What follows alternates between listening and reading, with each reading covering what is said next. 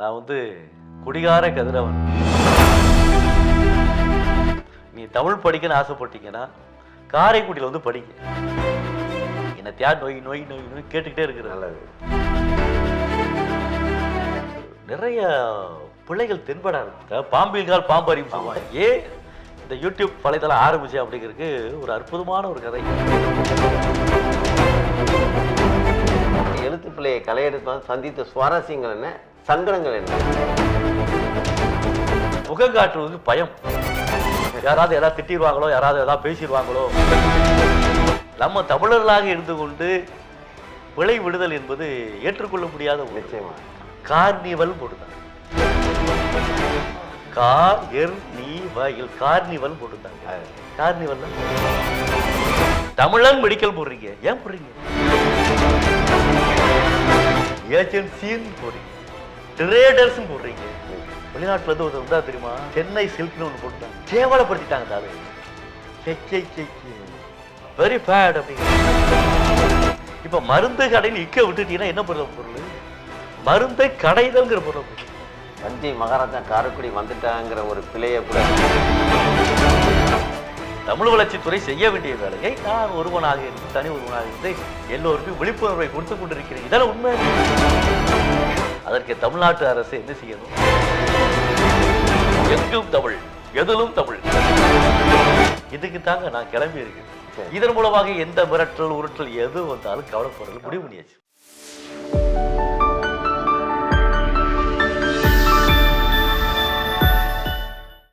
வணக்கம், இது உங்கள் காரைக்குடி வைப்ஸ் யூடியூப் சேனல். இன்னைக்கு நாம் பார்க்க போகிறது நம்ம காரைக்குடி மைந்தர், அதாவது தமிழ் வார்த்தையால் தடுமாறி தவறும் தவளும் குழந்தைகளை கைதூக்கி தமிழாலேயே தரணி போற்ற வியக்க வைத்த நம் தமிழ் நேசர், மதிப்பிற்குரிய ஆசிரியர், தமிழ் ஆசிரியர் ஐயா திரு கதிரவன் ஐயா அவர்களை நாம் இன்று நேர்காணல் காண்கிறோம். வணக்கம் ஐயா. வணக்கம் ஐயா. வணக்கம் ஐயா. தங்களை சந்தித்தது உங்களுக்கு ஒரு பெரும் பாக்கியம். அதாவது தமிழ் இன்னும் தலை தோங்கி இருக்கிறதுக்கு தங்களை போன்ற ஆசிரியர்களின் அர்ப்பணிப்பு மிக பெரியது. சமீபத்தில் இணையதளங்களில் தங்களுடைய கல்வி வழி மிகவும் பயனுள்ள வகையில் உள்ளது. இதையெல்லாம் அறிந்து தங்களை நேர்காணலுக்கான ஒரு பாக்கியமாக கருதுகிறோம். நிச்சயமாக. தங்களை பற்றி ஒரு சிறு அறிமுகத்தோடு தொடங்கும்படி கேட்டுக்கொள்கிறேன். என்னுடைய சொந்த ஊர் குன்றக்குடி, எங்கள் அம்மா அப்பா ஊர் பாதரக்குடி, படித்தது காரைக்குடி. ஏன்னா கண்ணதாசன் காரைக்குடி அல்லவா? கண்ணதாசனுக்கு மிகவும் சிறப்பு வாய்ந்தது காரைக்குடி தான். கண்டிப்பாக.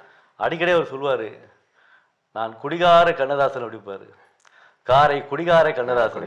அது மாதிரி நான் குடிகார கதிரவன், காரை குடிகார கதிரவன், பாதர குடிகார கதிரவன், குன்ற குடிகார கதிரவன் சொல்லி என்னுடைய இது. நான் படித்தது எல்லாமே பார்த்தீங்கன்னா அருப்புக்கோட்டை பக்கத்தில் இருக்கக்கூடிய கல்லூரணி அப்படி சொல்லக்கூடிய ஒரு அற்புதமான ஊர்.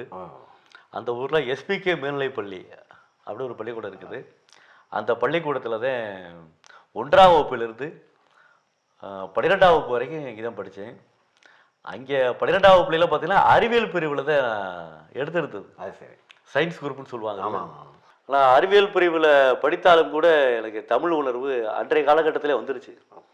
ஏன்னா இங்கே பேச்சு போட்டி, கட்டுரை போட்டி, கவிதை போட்டின்னு ஏகப்பட்ட போட்டிகள். நல்லா ஒவ்வொரு விழாக்களுக்கும் என்னை அழைத்து செல்வார்கள். அதுலேயும் பார்த்தீங்கன்னா எங்கள் அப்பாவோடைய உடன்பிறந்த தம்பி பெருமாள்னு சொல்லி ஒரு தமிழாசிரியர், எங்களோட சித்தப்பா, அவர் தான் என்னை வளர்த்தார். ஏன்னா இங்கே சித்தப்பா பார்த்தீங்கன்னா பட்டிமன்றம் கவியரங்கம்லாம் போவார். அவருடைய வழித்தோற்றலாம் என்னன்னு தெரியலை. எனக்கு அந்த மாதிரி ஒரு சூழல் உருவாக்கப்பட்டது. அப்போ நான் கவிதைலாம் எழுதுவேன். அப்போல்லாம் பார்த்தீங்கன்னா 7வது படிக்கும் போதே கோகுலம் என்று சொல்லக்கூடிய ஒரு பத்திரிகையில் என்னுடைய கவிதை வந்துருந்துச்சு. என்னுடைய புகைப்படத்தோட பால்படியும் முகமாக இருப்பேன். அதில் தேர்வு நல்ல தேர்வு தான், தெளிந்த நல்ல தேர்வு தான், ஆர்வத்தோடு படுத்திட்டால் அழகான தேர்வு தான் சொல்லி அந்த கவிதை வரும். இன்னும் நான் ஒரு கிளை அருமையாக. ஆமாம். அப்படியே படிப்படியாக 12ஆம் வகுப்பு முடித்தேன். 12ஆம் வகுப்பு முடித்ததோடு நான் அறிவியல் பிரிவு எடுத்திருந்தாலும் கூட தமிழ் மீது கொஞ்சம் ஆர்வம் ஏற்பட்டதனுடைய விளைவாக நம்ம காரைக்குடியில் இருக்கக்கூடிய ராமசாமி தமிழ் கல்லூரி, அங்கேதான் பீலிட்டு என்று சொல்லக்கூடிய ஒரு அற்புதமான படிப்பு. நான் எல்லாத்தையும் சொல்லிக்கிறது என்ன அப்படின்னா, நீ தமிழ் படிக்கன்னு ஆசைப்பட்டீங்கன்னா காரைக்குடியில் படிங்க. சிறப்பு. காரைக்குடியில் வந்து ராமசாமி தமிழ் கல்லூரின்னு ஒரு அற்புதமான கல்லூரி இருக்குது. அந்த கல்லூரியில் நீங்கள் படிச்சிட்டீங்கன்னா பெரும் புலவர் ஆயிடலாம். கண்டிப்பா. தமிழில் புலமை பெறலாம். இன்னொரு விஷயம் என்னன்னு கேட்டீங்கன்னா தமிழில் கொஞ்சம் ஆர்வம் ஏற்படும். நிச்சயமா. ஏன்னா அந்த அளவிற்கு எனக்கு பேராசிரியர் பெருமக்கள் அமைந்தார்கள். அது மிக மிக அருமையான முறையில் எனக்கு தமிழ் பாலை ஊட்டியவர்கள். மொத்தத்தில் சொல்லணும் அப்படின்னா ராமசாமி தமிழ் கல்லூரி என்னை வாழ வைத்த கல்லூரி. அதை அந்த படிப்பை 3 வருஷம் படிப்பை முடிச்சுட்டு அப்புறம் அழகப்பா பல்கலைக்கழகத்தில் தான் எம்ஏ படித்தேன். முதுகலை பட்டம் பெற்றேன். நிறைய பேராசிரியர் பெருமக்கள் நமக்கு தமிழ் உணர்வை ஊட்டினார்கள். நான் அவங்களெல்லாம் பார்த்தீங்கன்னா சும்மா விட மாட்டேன். என்னை தியார் நோய் நோய் நோய் நோய் கேட்டுக்கிட்டே இருக்கிறது. ஏன் இப்படி வந்துச்சு, எதுக்கு வந்துச்சு, என்ன ஒரு நிகழ்வு நடந்தாலும் என்ன ஒரு நிகழ்ச்சி நடந்தாலும் ஏதாவது ஒரு கேள்வி கேட்டுருவேன். நிச்சயமா. கேட்டோன்னா அதற்கான விடை எனக்கு கண்டிப்பாக கிடைச்சாலும் ஆகணும். கண்டிப்பா. கேள்விகளால் வாழ்வோம் அப்படிங்கிறது. அப்போ கேள்வி கேட்டால் கண்டிப்பாக அதற்கான விடை கண்டிப்பாக உண்டு. அழுத பொழுதையும் பால் குடிக்க அப்படிங்கிற மாதிரி நான் கேள்வி கேட்டால் அதற்கான விடையை எப்படியாவது உணர்த்திடுறாங்க. அப்படி அந்த மாதிரி அடிப்படையில் படிக்க ஆரம்பித்தேன். எம்ஏ முடித்தேன். அதே அழகப்பால பிஎட்டும் படித்தேன். ஆசிரியர் தொழிலுக்கான கல்வி தகுதி அதுதான். அதையும் நான் சிறப்பான முறையான முறையில் படித்து முடிச்சுட்டு திருப்பத்தூர் பாபா அமீர் பாதுஷான்னு ஒரு பள்ளிக்கூடம் இருக்குது. மெட்ரிகுலேஷன் ஆங்கில வழி பள்ளிக்கூடம். எனக்கு முதல் தமிழாசிரியர் பணி கொடுத்த பள்ளி என்றால் 1997 அந்த பள்ளி தான் எனக்கு முதல் தமிழாசிரியர் பணி கொடுத்தாங்க. அப்புறம் அங்கேயே இருந்தே அப்புறம் நம்ம காரைக்குடி தான் சொல்லணும். ஆமாம், கண்டிப்பாக. ஏன்னா அதான் நம்ம வளர்த்தது அதான். நம்ம காரைக்குடியில் மகரம்புத்தூர் பக்கத்தில் ஐயப்பா பள்ளின்னு ஒரு பள்ளிக்கூடம். ஆமாம். அங்கேருந்து சின்ன குழந்தைகளுக்கு ஒரு வாய்ப்பு கிடையாது. 1ஆம் வகுப்புலேருந்து 5ஆம் வகுப்பு வரைக்கும் இருக்கக்கூடிய பிள்ளைகளுக்கு தமிழ் சொல்லிக் கொடுக்க ஒரு வாய்ப்பு கிடையாது. அதையும் நான் சிறம்பட செஞ்சேன். அப்படியே இருந்த வாக்கில் 1999 ஒக்கூர் சோமசுந்தரம் செட்டியார் மேல்நிலைப்பள்ளியில் ஒரு பள்ளிக்கூடம் இருக்குது. அந்த ஒக்கூரில் தான் கடந்த 1999 2004 வரைக்கும் அங்கே முதுகலை தமிழாசிரியராக பணிபுரிஞ்சேன். அது டெம்பரவரி போஸ்ட், தற்காலிக பணி. அங்கே பார்த்தீங்கன்னா குறைந்த சம்பளம், குறைந்த ஊதியம். அதில் இருந்துக்கிட்டே என்னுடைய மொழிப்புலமையையும் மாணவர்களுக்கு எப்படி பாடம் நடத்தணுங்கிற ஒரு சிந்தனையும் அந்த பள்ளிக்கூடம் எனக்கு அற்புதமான ஒரு வாய்ப்பை கொடுத்தது. கண்டிப்பாக. மதுரை டிவிஎஸ் மேல்நிலைப்பள்ளின்னு ஒரு அற்புதமான பள்ளிக்கூடம். அது வந்து எய்டட் ஸ்கூல், அரசு அங்கீகாரம் பெற்ற அற்புதமான பள்ளி. கிட்டத்தட்ட 2000 பேர் படிக்கக்கூடிய பள்ளிக்கூடம். அங்கே 6ஆம் வகுப்புலேருந்து 10ஆம் வகுப்பு வரைக்கும் முழுக்க தமிழ் தான். அங்கே புகுந்து விளையாண்டோம். ஆமா, ஏன்னா மாணவர்கள் அந்த மாதிரி திறமைசாலிகளாகவும் நீங்க பாடல்களுடைய அதெல்லாம் வந்து மறக்க முடியாத நிகழ்வுகள். அந்த பள்ளிக்கூடத்தில் நான் 2004 2018 வரைக்கும் பணிபுரிஞ்சேன். காரைக்குடியிலேருந்து நான் தினந்தோறும் பேருந்தில் பயணம் பண்ணேன். பேருந்தில் பயணம் பண்ணினுடைய விளைவு எனக்கு உடல்நலம் பாதிக்கப்பட்டது. உடல்நலம் பாதிக்கப்பட்ட முடியும் உதவியாக இருக்குது. அப்பெல்லாம் நல்லா இருக்கு. அதாவது முடி போட பற்றி கவலைப்பட மாட்டேன். ஏன்னா முடி சார்ந்த மன்னர் பிடி சாம்பல் ஆவார்.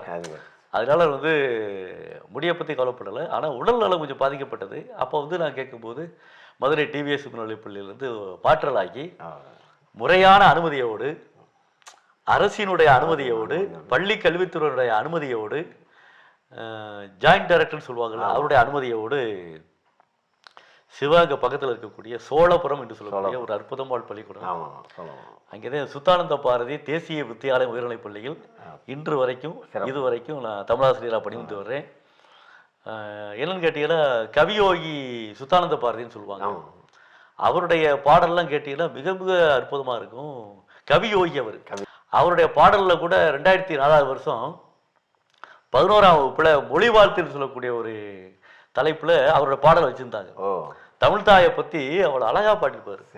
காதொளிரும் குண்டலமும் கைக்கியோட யாவதையும் கருணை மார்பின் மீதொளிர்சின் தாமணியும் மெல்லிடையில் மேகலையும் சிலம்பார் என்ப போதலிப்பும் தாமரையும் பொன்முடி சூழ அமணியும் பொழியச் சூடி நீதியொளிர் செங்கோலாய் திருக்குறளை தாங்கு தமிழ் நீடு வாழ்க அப்படின்னு சொல்லி கவியோகி சுத்தானந்த பாரதி அவர்கள் அந்த பாடல் எழுதியிருப்பாரு.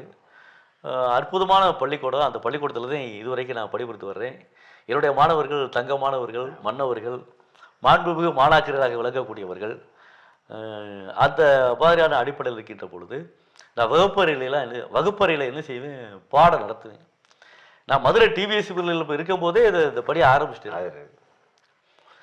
இந்த இந்த இந்த யூடியூப் வலைதளம் ஆரம்பிப்பதற்கு முன்னால் ஏன் இந்த யூடியூப் வலைதளம் ஆரம்பிச்சேன் அப்படிங்கிறதுக்கு ஒரு அற்புதமான ஒரு கதை. அது எங்கே கதையெல்லாம் கிடையாது, சம்பவம். நேரடி நிகழ்வு. என்ன நேரடி நிகழ்வு அப்படின்னா, ஒரு பாடம் நடத்திட்டேன். ஒரு பையன் எந்திரிச்சு, ஐயா இந்த பாடம் திரும்ப நடத்துங்களே அப்படின்னா. இது எப்போ நான் திரும்ப நடத்துறது? திரும்ப நடத்துனா நம்ம அடுத்த பகுதியெல்லாம் முடிக்கணுமாடா, இது எப்போ திரும்ப நடத்துறது அப்படின்னு சொன்ன உடனே அவன் உடனே சொன்னேன், ஐயா இதை நீங்கள் ஒரு காணொலியாக நீங்கள் எடுக்கலாமாங்கய்யா, ஒரு வீடியோ பதிவாக நீங்கள் போட்டீங்கன்னா நான் திரும்ப நான் பார்த்து கற்றுக்கொள்கிற வாய்ப்பு கிடைக்குமேன்னு சொன்னான். அப்போதான் யோசிக்க நல்ல விஷயம். ஆகா, இது ஒரு வீடியோவாக போட்டோம்னா பையன்களுக்கு நம்ம எளிதாக காட்டுவதற்கு கிடைக்கும். ஒரு பாடத்தை வந்து திரும்ப படிப்பதற்கான ஒரு வாய்ப்பும் கிடைக்கும். இலக்கண குறிப்பு நடத்துகிறோம், பகுதி உறுப்பிலக்கணம் நடத்துகிறோம். நிச்சயமா. அப்போ நடந்தால் அப்படிங்கிற போது அந்த நடந்தாலுக்கு இருக்கிற அடிப்படை இலக்கண விதியை கொடுக்குறோம். நம்ம சொல்லிட்டு போயிடுறோம், கரும்பலகை அழிச்சிடுறாங்க. நிச்சயமா. அடுத்த பாடத்துக்கு அடுத்த ஆசிரியர்கள் வந்துடுறாங்க, அந்த கரும்பலகையோடு அந்த பாடம் போயிடுது. ஆமாம். திரும்ப படிப்பதற்கான வாய்ப்பு, திரும்ப காண்பதற்கான வாய்ப்பு இல்லாமல் போனோடைய விளைவு காணொலியில் வந்து அழிக்கிறது காணொலி மூலம் வந்து. ஆமாம். அப்படி இருக்கும்போது அந்த பையனுடைய தெளிவு, அந்த பையனுடைய சிந்தனை எல்லாமே எனக்கு ஒருங்க பெற்று, சரி இதை நம்ம ஒரு காணொலியாக பதிவேற்றம் பண்ணி ஆரம்பித்து கிட்டத்தட்ட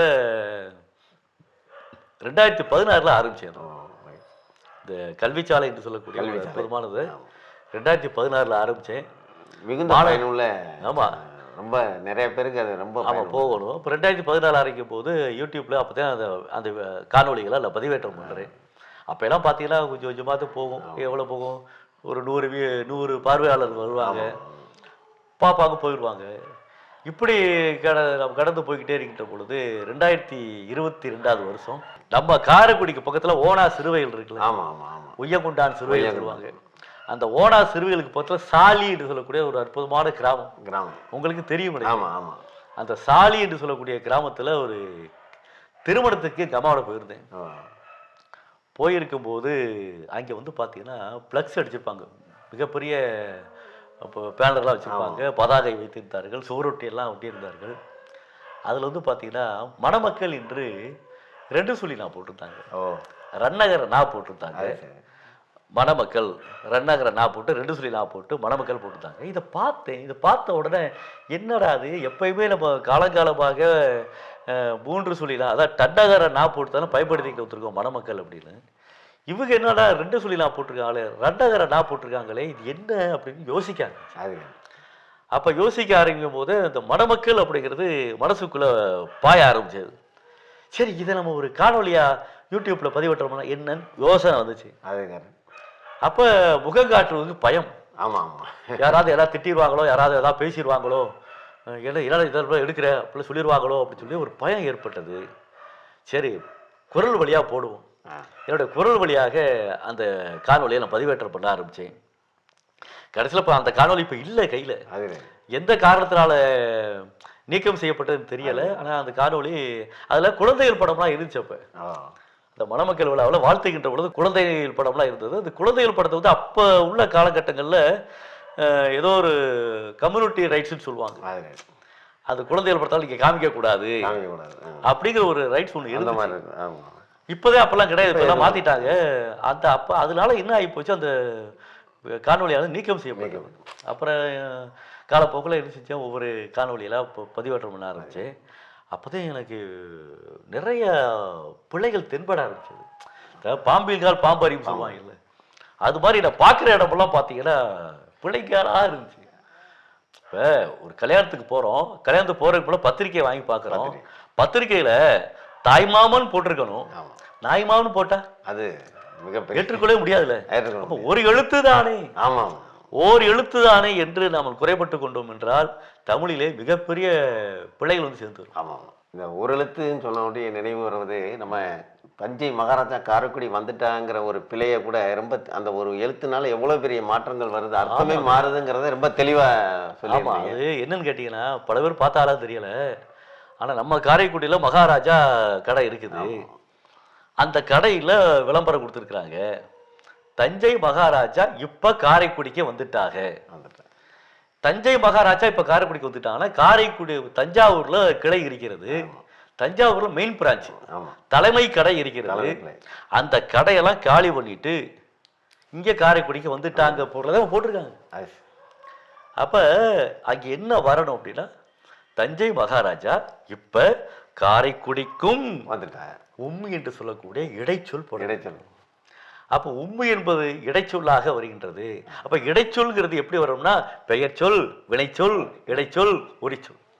நிச்சயமா. அப்ப மற்று, போல, அற்று, என்று சொல்லக்கூடிய அந்த உருபுகள் அந்த சொல்லக்கூடிய அந்த உருபுகள் வந்தாத்தான் அது வார்த்தையே அந்த அந்த சொல்லே இடமாற்றம் பெறும். அப்ப தஞ்சை மகாராஜா இப்ப காரைக்குடிக்கும் வந்துட்டாங்கன்னு சொன்னா மிக சிறப்பாக ஏதோ 10ஓடு 11 பார்த்துட்டு போறாங்க. இதன் மூலமாக என்ன செய்யறாங்க, ஒரு இதன் மூலமாக என்ன செய்யறாங்க, ஒரு இலக்கண விதியை தெரிஞ்சுக்கிறாங்க. நல்லா நிச்சயமா இடைச்சொல் இலக்கண விதியை தெரிஞ்சுக்கிறாங்க. அப்ப அந்த அடிப்படையில என்னுடைய பயணம் சென்று விட்டிருக்கிறது. கவிதையை ஒன்று நினைவூட்டி சொன்னீங்க, சின்ன பிள்ளையில எழுதின கவிதை. நீங்க சொல்லும் போதே உங்களுடைய பெயரிலேயே உங்களை பத்தி என் மனசுல ஒரு சின்ன ஒரு கவி என்று சொல்லக்கொள்ளாமா என்று நீங்க எல்லாம் சொல்லணும். உங்கள் பெயரிலேயே சொல்லியிருந்தது கனிவும் திறமையும் ரம்யமாய் வளமாய் இன்பமாய் உங்களோடு. இது இப்ப தோன்றிய ஒரு வரி உங்களிடம் தோன்றணும். ஆமா. அதே மாதிரி இந்த எழுத்து பிள்ளையை கலையெடுத்து சந்தித்த சுவாரஸ்யங்கள் என்ன, சங்கடங்கள் என்ன? அதாவது எழுத்து பிள்ளையை கலையெடுக்கிற அப்படின்னா தமிழ் நம்முடைய மொழியா இல்லையா? நிச்சயமா. இது ஒரு ஆங்கிலத்தில் ஒருத்தர் பிழை விடுகிறார் என்றால் அது அவர்கள் மொழி. நம்ம தமிழர்களாக இருந்து கொண்டு பிழை விடுதல் என்பது ஏற்றுக்கொள்ள முடியாத நிச்சயமா. அப்ப பிழைகள் இல்லாத நல்ல சரி பண்ணக்கூடிய ஒரு தமிழை நாம் கொண்டு வந்துட்டோம்னா தமிழகம் நல்லா இருக்கும்ல, தமிழ்நாடு நன்றாக இருக்கு. இப்போ ஒன்றும் இல்லை, பெயர் பலகையை நீ போட்டிருக்கீங்க. இப்போ இன்னைக்கு கூட இன்னைக்கு மாலை நேரத்தில் நடைபயிற்சியை மேற்கொண்ட பொழுது ஒரு அதான் அற்புதமான ஒரு பதாகை போட்டுருந்தாங்க. என்ன போட்டுருந்தாங்க அப்படின்னா கார்னிவல் போட்டுருந்தாங்க. கார்னிவல் போட்டுருந்தாங்க. கார்னிவல்ல நான் என்ன கேட்குறேன், CAR NIVAL கார்னிவல் போடுங்க. நீங்க கார்னிவல் காவண்ணா போட்டு இரு போட்டு நீ போட்டு வா போட்டு இழு போட்டு கார்னிவல். காரணம் என்னது? கார் மேகம்ங்கிறோம்ல, அப்ப கரிய மேகம். அப்ப கார் மலை அப்படின்னா கரிய மலை. அப்ப கார் என்றாலே கரிய. இப்ப கார் கண்ணன்கிறோம், கருமை நிறத்தை உடைய கண்ணன்கிற பொருளான வருது. அப்ப காருங்கிறது கார், கார் பருவம், கார்காலம், குளிர்காலம், முன்பனிக்காலம், பின்பனிக்காலம், இளவநீர் காலம், முதுவேநீர் காலம் என்று அந்த காலத்துடைய காலத்தினை பகுத்திருக்கிறார்கள். நிச்சயமா. அப்ப கார்காலம் என்று சொல்லுகிற போது கார் என்பது கரிய என்று நிறமுடையது. அப்ப கரிய இவளா? கார்னிவல் என்றால் கரிய இவள், கருமை பொருந்தியவள். அப்படித்தான் நான் எடுத்துக்கிறேன். ஏன்னா கார் என்றால் கருமை தானே வரும். நிச்சயமா. நீ கார்னிவல் போட்டிருக்கீங்க, அதுக்கு கீழே பார்த்தீங்கன்னா பேக்னு போட்டிருக்கீங்க, ஸ்வீட்ஸ்னு போட்டிருக்கீங்க.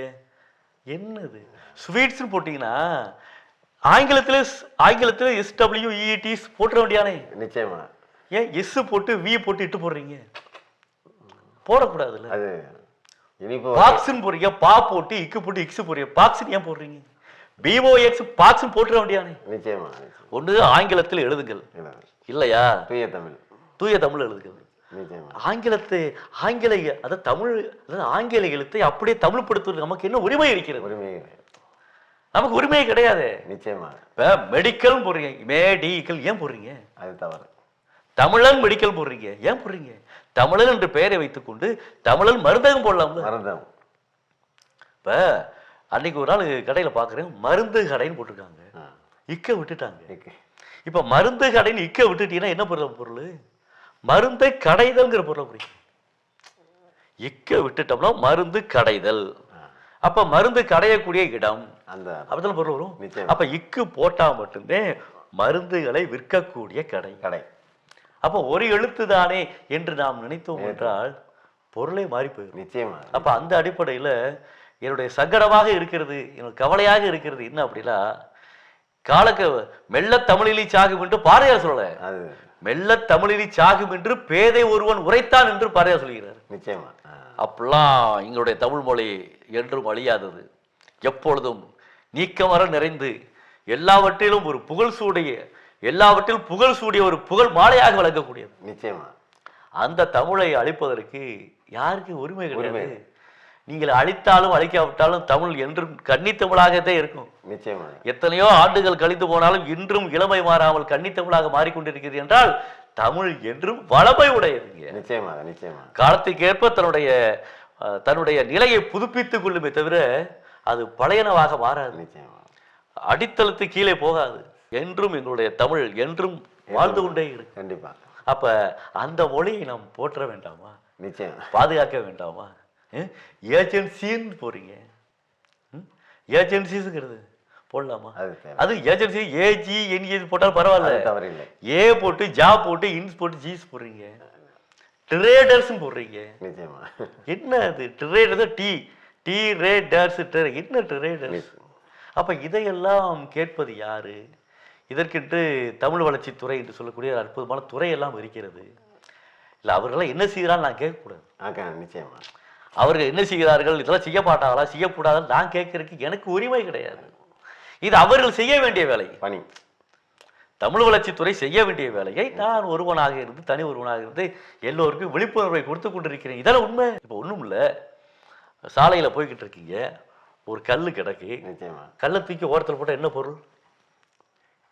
கல்லை தூக்கி ஓரத்தில் போட்டால் கடவுள் செய்யக்கூடிய வேலை நீங்கள் செய்து கொண்டிருக்கிறீர்கள். யாருக்கும் பாதிப்பு வரக்கூடாது. அப்ப கடவுள் என்பவர் யாருக்கும் பாதிப்பு தராதவர். அதே மாதிரி தமிழ் வளர்ச்சித்துறையும் தமிழுக்காக பாடுபடக்கூடிய ஒரு அற்புதமான துறை.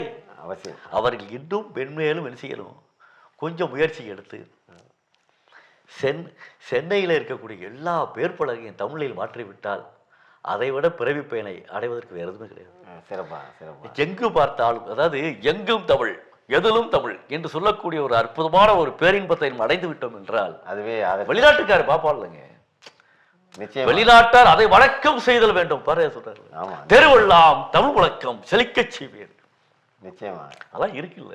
வெளிநாட்டுல இருந்து ஒருத்தர் வந்தா தெரியுமா, சென்னை சில்க்னு ஒண்ணு போட்டுட்டாங்க, கேவலப்படுத்திட்டாங்க. தாளு அந்த வெள்ளக்காரன் அந்த சென்னை சில்க் என்று சொல்லக்கூடிய கடைக்கு முன்னால நின்றுக்கிட்டு, அந்த கடைக்கு முன்னால நின்று கொண்டு செல்ஃபி எடுப்பாங்கல்ல, அதே மாதிரி தன்னைத்தானே ஒளிப்பதிவு கருவியை வைத்துக் கொண்டு அப்படியே சென்னை சில்க் என்று சொல்லக்கூடிய கடை தெரியற அளவுக்கு பேசுறான்.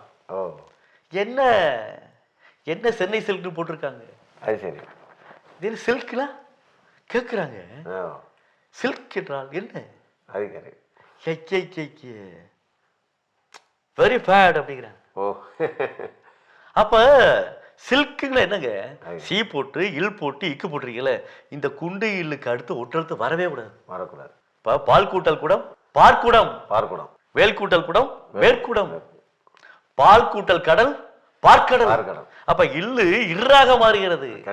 அந்த இடத்துல உடைய இல்லுக்கு பக்கத்துல இக்கு போட்டு சில்க்குன்னு போட்டு என்னங்க அர்த்தம், என்னங்க பொருள்? அப்ப இதையெல்லாம் யாருங்க சுட்டி காட்டுறது? சென்னை சில்க்குன்னு அங்கீகாரம் கொடுத்து விடுகிறார்களே. ஆமா, அரசு அனுமதி கொடுத்து விடுகிறதே. அப்ப அரசு தமிழக அரசு தானே, தமிழ்நாட்டு அரசு தானே. நிச்சயமா. அப்ப தமிழ்நாடு அரசு என்ன செய்யணும், நீ சென்னை சில்க்கு போடாதீங்க, சென்னை ஆடையகம் போட்டு கொண்டு வாங்கன்னு சொல்லியிருக்கணும். நிச்சயமா. நான் சென்னை சில்க்கு போடுவேன், சென்னை சில்க் அங்கே வெளிநாட்டில் போய் போடுங்க, தமிழ்நாட்டில் போடாத என்று ஒரு ஆணை பிறப்பித்திருந்தால் கண்டிப்பாக நிச்சயம் நடக்கும். இன்னொரு விஷயம் தெரியுமா, ஆணை கண்டிப்பா பிறப்பித்திருக்கிறார்கள். நிச்சயமா. தமிழ்நாட்டில் இருக்கக்கூடிய அனைத்து பெயர் பலகைகளும் தமிழில் தான் இருக்க வேண்டும் என்று ஆணை இருக்கிறது. அதை மீறி யார் ஒருவர் பிற மொழிகளில் பெயர் வைக்கிறார்களோ அவர்களுக்கு அபராதம் விதிக்கப்படும். நிச்சயமா போட்டிருக்காங்க, ஆணை இருக்கிறது. அதையெல்லாம் மீறி அதையெல்லாம் உடைத்து விட்டு எங்கு பார்த்தாலும் பிறமொழி சொற்கள் தான் ஆட்சி செய்து கொண்டிருக்கின்றன. அதையெல்லாம் நீக்கணும். அதற்கு தமிழ்நாட்டு அரசு என்ன செய்யணும், அந்த பழைய ஆணையை தூசி தட்டி இப்பொழுது புது நடைமுறைக்கு கொண்டு வந்தாங்கன்னா மிக மிக சிறப்பாக இருக்கும். அவதாரம் போட வேண்டாம். நிச்சயமா. ஒரு நேசத்தோட, ஒரு அன்போட, ஒரு பண்போட, ஐயா நம்முடைய மொழிய, நிச்சயமா நம்முடைய மொழி நம்மதையா வைக்கணும். கர்நாடகாவுக்கு போங்க ஐயா, வப்பானாங்க நம்முடைய மொழியை அவன் பயன்படுத்துவானா. ஆந்திராவுக்கு போங்கய்யா, நம்முடைய மொழியை அவன் பயன்படுத்துவானா, பயன்படுத்த மாட்டான். ஆந்திராவுக்கு போனா ஆந்திரா தெலுங்கு தானே பேசுறான், கர்நாடகாவுக்கு போனா இங்க கன்னட தானே பேசுறான். அந்தந்த மாநிலங்களில் அந்தந்த மொழிகள் இருக்கின்ற பொழுது நம்முடைய தமிழ்நாட்டில் ஏன் தமிழ் இல்லை? நிச்சயமா. இதையெல்லாம் யோசிக்க வேண்டாமா? இதுக்கு தாங்க நான் கிளம்பி இருக்கிறேன். என்னோட பயணம் அப்படித்தான் இருக்கும். இதன் மூலமாக எந்த மிரட்டல் உருட்டல் எது வந்தாலும் கவலைப்படுறது முடிவு பண்ணியாச்சு. சிறப்பு. இது ஏமா முடிவு பண்ணியாச்சு. மையம் போட்டோம்னா இன்னொரு பொருள். அவரு மையம் போட்டு தான் வெற்றி பெற்றிருப்பாரோ எனக்கு இருக்கு ஆதங்கு. தமிழக வெற்றி கழகம் அறிவிக்கிறாங்க. மத்திய வேலையிலே எழுதி செஞ்சுட்டு வெற்றி கழகத்துக்கு இக்கு வரணும். வெற்றி கழகம் ஏன் தெரியுமா இக்கு வரணும்? அபர்ணா என்றால் அம்மனமானவள்,